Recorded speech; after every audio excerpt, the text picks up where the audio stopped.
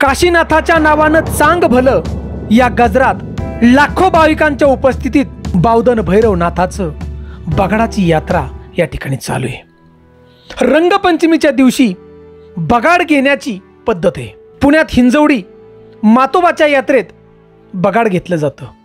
बालेवाडीत शिरकाई देवीच्या जत्रेत बगाड घेतलं जातं आणि तुकाराम बीजेच्या दिवशी वाईमध्ये काळेश्वरी देवीच्या जत्रेत बगाड असतं। परंतु आपल्या संपूर्ण महाराष्ट्रातलं एकमेव गाव आहे आणि ते म्हणजे साताऱ्यात वाई तालुका आणि या वाई तालुक्यात असणारं बावधन। आणि याच बावधनमध्ये महाराष्ट्रातली सर्वात मोठी बगाड यात्रा दरवर्षी रंगपंचमीच्या दिवशी बावधनचं बगाड असतं। पण त्याच्या आधी होळी पौर्णिमेपासून बगाड यात्रा सुरू होते। छत्रपती शिवाजी महाराजांच्या काळापासून या बगाडाची परंपरा चालत आली आणि याचे ज्वलंत पुरावे बावधनच्या काळभैरवनाथाच्या मंदिरात आपण आत गेल्यानंतर सभामंडपात असलेला लाकडी खांब आणि या लाकडी खांबावरती ठोकलेले लोखंडी नाल त्या ठिकाणी बावधनच्या जत्रेचं रहस्य आपल्याला सांगतात। आणि विशेष म्हणजे बगाडासाठी खिलार जातीचे बैल आणि या बावधनच्या बगाड यात्रेची अनेक वैशिष्ट्ये आजच्या व्हिडिओमधून आपण पाहणार आहोत। हा व्हिडिओ पाहिल्यानंतर देवाची भक्ती करावी तरी कशी आणि देव आहे का नाही या प्रश्नाचं उत्तर आपल्याला या यात्रेत गेल्यावर नक्की मिळेल। आणि व्हिडिओ पाहिल्यानंतर आपण काळ भैरवनाथाचे भक्त आहात ना, हा व्हिडिओ नक्की शेवटपर्यंत पहा आणि जास्तीत जास्त शेअर करा, कारण काळ भैरवनाथाची महती बावधनच्या बगाडाचं रहस्य जाऊ द्या साता समुद्राच्या पलीकडे। मी हनुमंत पवार धारकरी, तुम्ही पाहताय मराठी मोटिवेशनल हिस्ट्री चॅनल। तर मित्रांनो, या पश्चिम महाराष्ट्राच्या बगाड यात्रेचं रहस्य आपण जाणणार आहोत। आणि प्रथम पाहूया बगाड म्हणजे काय।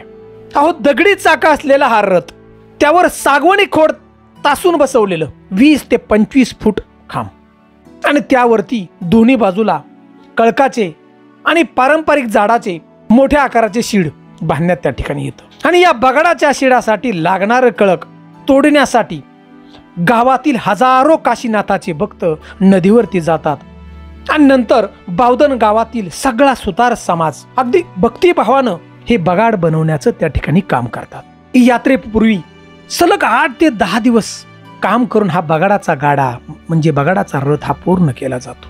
आणि त्या बगाडाला दगडाची चाकं, चाकावरती कणा, कण्यावरती बूट आणि त्याच्यावर साठी, साठीवरती वाघ आणि वाघावरती खांब आणि खांबावरती शीड, अशी या बगाडाची रचना असते। हा बगाडाचा गाडा पूर्णपणे बाभळीच्या लाकडाचा असतो। लोखंडाचा कुठेही या ठिकाणी उपयोग केला जात नाही आणि या बगाडाची दांडी चंदनाची असते। आणि बगाडाला वापरलं जाणारं लाकूड हे सगळं बघा ओलं असतं आणि ओलं असल्या कारणाने ते जड असतं। आणि या यात्रेचं खास वैशिष्ट्य म्हणजे फक्त खिलार गायीच्या पोटी जन्माला येणारं खिलार बैल बगाडाला वापरले जातात। त्याचं कारण असंही सांगितलं जातं की बगाडाचं वजन हे 2 ते 3 टन असतं आणि त्यामुळं खिलार बैल ही ताकदीची असतात। आणि वर्षातून एकदाच येणाऱ्या या यात्रेसाठी आपल्या काळ भैरवनाथाच्या बावधनमधील प्रत्येक घरामध्ये एक तरी खिलार जातीचा बलवान बैल सांभाळला जातो। बघा, काळ भैरवनाथांच्या वरती असलेलं प्रेम, भक्ती या ठिकाणी दिसून येते। या ठिकाणी बगाडाला झुपलेला पहिला बैल जोडी त्याला दुर्वीचा बैल असं म्हणतात।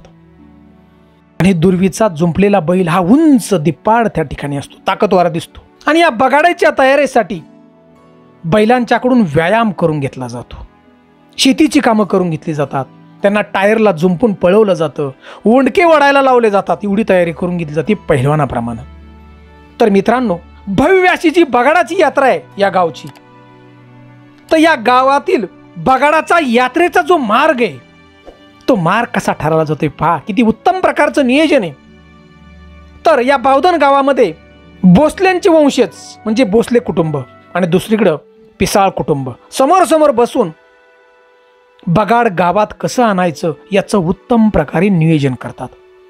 आणि यात्रेच्या दिवशी पहाटे 5:30च्या दरम्यान खिलार बैलांच्या साह्याने, ताकदवार खिलार बैल, नदीपर्यंत सोमेश्वराच्या मंदिरापर्यंत हे बगाड ओढत नेलं जातं। मग सकाळी 11 वाजताच्या सुमारात नदी करून मंदिरापर्यंत बगाड ओढत आणायला सुरुवात होते.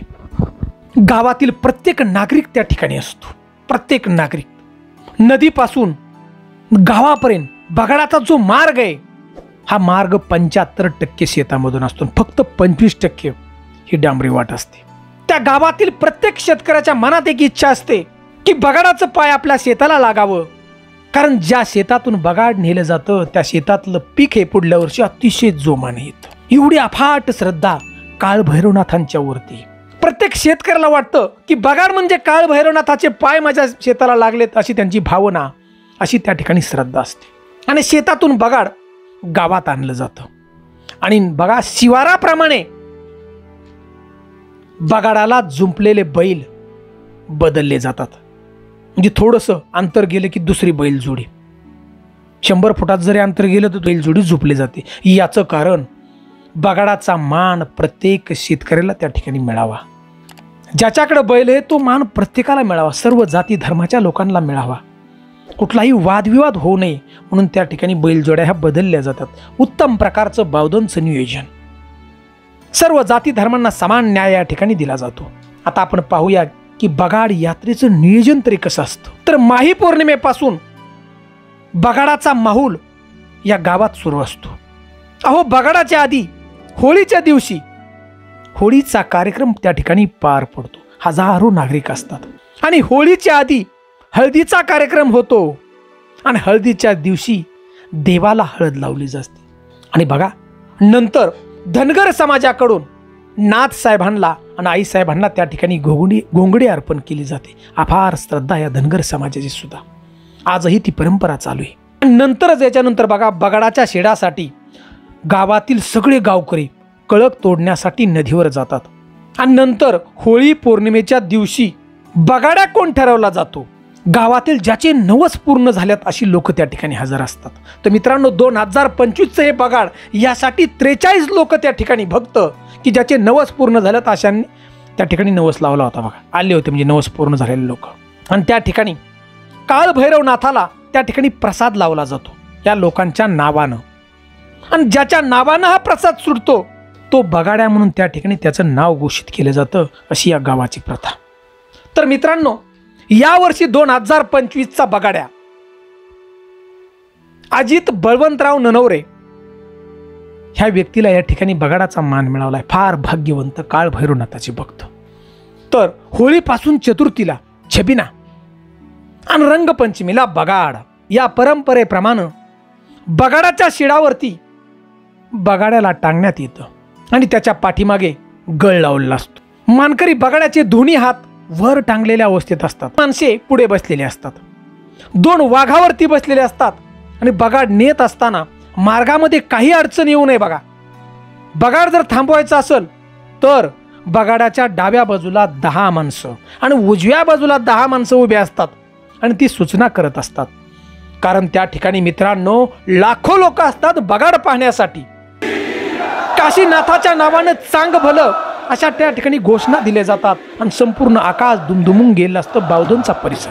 तर मित्रांनो यातील उजव्या बाजूला पिसाळ कुटुंबाचा मान असतो बघा उभा राहण्याचा आणि डाव्या बाजूला भोसले कुटुंब असतं. आणि मित्रांनो या ठिकाणी सगळ्यात सातारा गादीचे छत्रपती उदयनराजे भोसले यांना रथावर बसण्याचा पूर्वपान मान त्या ठिकाणी असतो बघा. आणि ती परंपरा पार पडते. पहाटे 5 वाजता सुरू झालेली ही बगाड यात्रा गावातल्या काळ भैरवनाथाच्या मंदिरात येऊन पोचते आणि परंपरेप्रमाणे त्या ठिकाणी पूजा होते.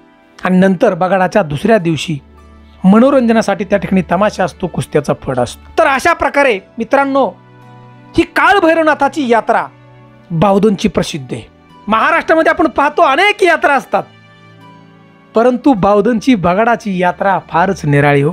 अफाट भक्ती श्रद्धा या ठिकाणी आपल्याला गेल्यानंतर नक्की पाहावयास मिळते. हा काळ भैरवनाथांचा गुलाल जर माथी असेल काशीनाथाचा तर या महाराष्ट्राच्या जगाच्या कानाकोपऱ्यात जरी गेलं ना तरी कितीही संकट आली तरी हा गुलाल आडून धरतो. एवढी ताकद काशीनाथाच्या काळ भैरवनाथाची बघा. आपण या यात्रेला जर गेला असताल बावधनचं बगाड जर पाहिलं असेल तर आम्हाला नक्की कमेंट करा की आम्ही बावधनचं बगाड पाहिलं. बावधन परिसरातील बावधन गावातील आपण असताल तर आम्हाला कमेंट करून नक्की सांगा अभिमानानं की आम्ही बावधनचे आहोत.